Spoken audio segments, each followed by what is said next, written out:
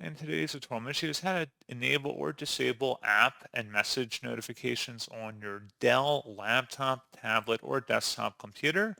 So this should hopefully be a pretty straightforward process, guys. And without further ado, let's go ahead and jump straight into it. So all you have to do is open up the search menu and search for settings. Best result, you come back with settings. Go ahead and open that up. Select System on the left panel, and then on the right side, go down and select Notifications. Versus Notifications, get notifications from apps and other senders. Click inside that oval to toggle it off or to the right to enable. And you can also do it on an app-to-app basis by just scrolling down on this page. And that's pretty much it.